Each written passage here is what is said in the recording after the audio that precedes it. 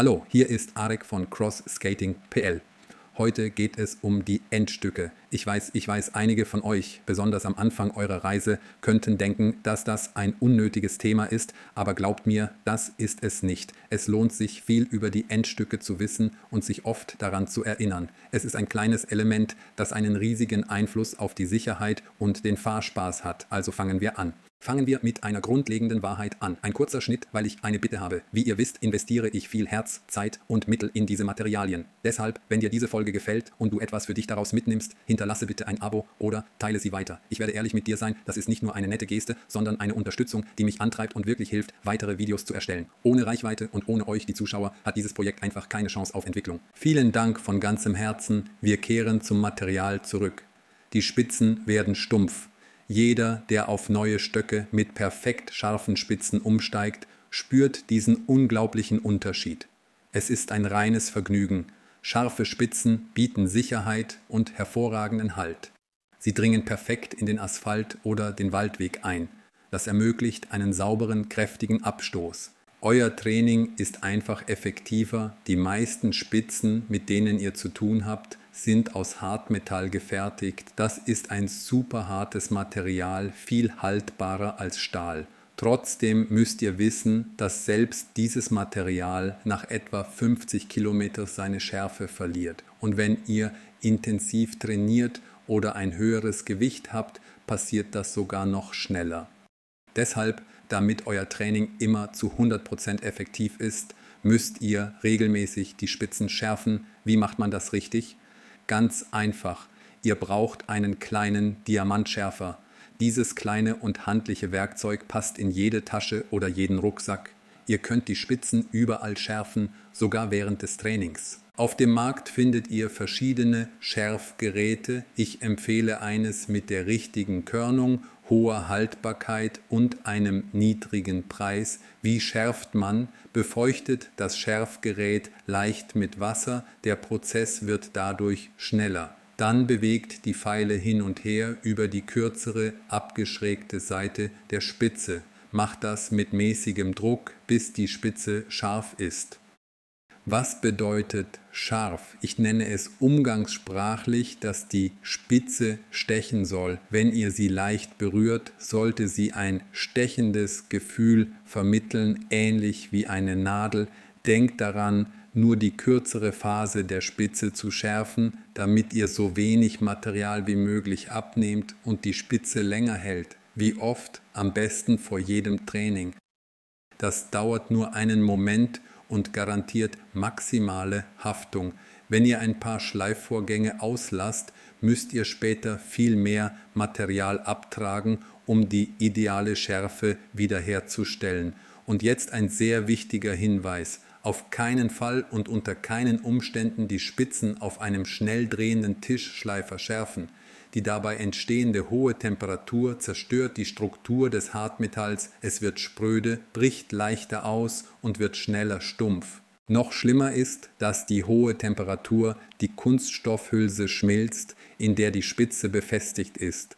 Eine solche beschädigte Hülse hält nicht mehr und die Spitze wird einfach unter Druck hineingedrückt oder lockert sich und fällt heraus. Eine nackte Spitze ohne Spitze ist dann unbrauchbar, daher nur und ausschließlich ein manueller Diamantschärfer.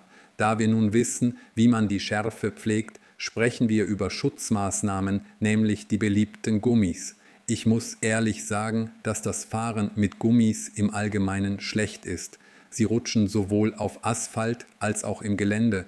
Und ihr müsst daran denken, dass ein guter Stockeinsatz nicht nur Antrieb bedeutet, sondern auch Stabilität und Fahrkomfort. Wenn die Spitze rutscht, bringt sie euch aus dem Rhythmus und nimmt euch die Sicherheit beim Fahren. Es gibt jedoch eine Ausnahme: Pflastersteine. Ihre Fugen sind eine Falle für die Spitzen. Sie können die Spitze einklemmen und einfach aus dem Stock ziehen. Daher solltet ihr auf Pflastersteinen entweder Gummischützer verwenden oder das Abstoßen mit den Stöcken ganz sein lassen und euch auf die Skating-Technik konzentrieren. Welche Arten von Schutzausrüstung gibt es? Erstens volle Gummischützer. Sie eignen sich hervorragend für den Transport der Stöcke. Im Auto zerkratzen sie nicht die Polsterung. Sie eignen sich auch für Anfänger, die anfangs lieber unauffällig bleiben und nicht durch das Klappern auf dem Asphalt Aufmerksamkeit erregen möchten. Zweitens gibt es durchbohrte Gummis von der Firma Skike.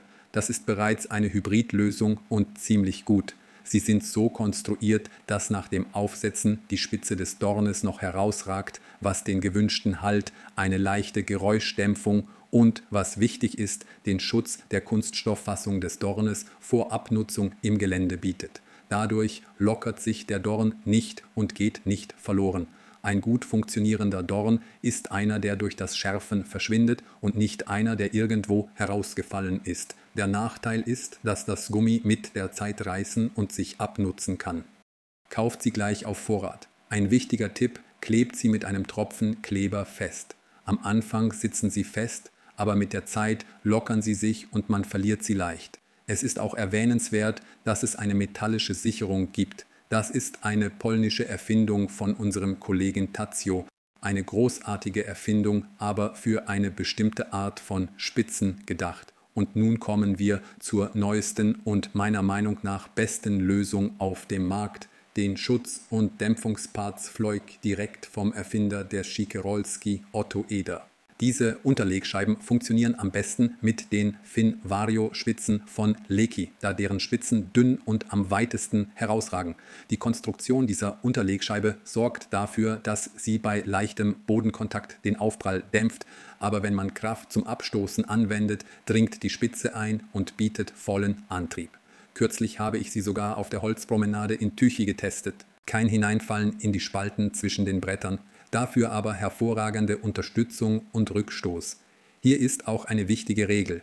Nachdem ihr sie mit Kraft, zum Beispiel mit einer Zange, aufgesetzt habt, klebt sie unbedingt mit einem Tropfen Kleber fest. Es lohnt sich auch, den Kleber regelmäßig aufzufüllen. Und zum Schluss habe ich eine super interessante Information für euch, die ich persönlich überprüft habe. Meine Lieblingsspitzen, die Leki Finvario, lassen sich erfolgreich mit Skike-Stöcken kombinieren. Die originalen Skike-Stöcke haben ein praktisches Schraubgewinde. Leider kann sich dieses Gewinde bei schwereren Personen oder sehr starkem Abstoßen verformen und beschädigen. Wenn ihr das Gefühl habt, dass eure Stöcke in diese Richtung gehen, zögert nicht, die originale Spitze gegen die Leki Finvario auszutauschen. Uff, das war eine Menge. Ich hoffe, diese Informationen sind für euch nützlich. Die Pflege der Spitzen ist wirklich eine Investition in euren Komfort und eure Effizienz. Wenn ihr Fragen habt, schreibt sie in die Kommentare. Alle genannten Produkte wie Schleifmaschinen, Spitzen, Gummipads findet ihr natürlich in unserem Shop crossskating.pl. Ich lade euch nach Tychy in die Żółkiewskiego 101 ein. Ihr könnt auch unter der Nummer 711 25 35 anrufen oder an kontakt@crossskating.pl schreiben. Danke für heute. Bis bald auf der Strecke.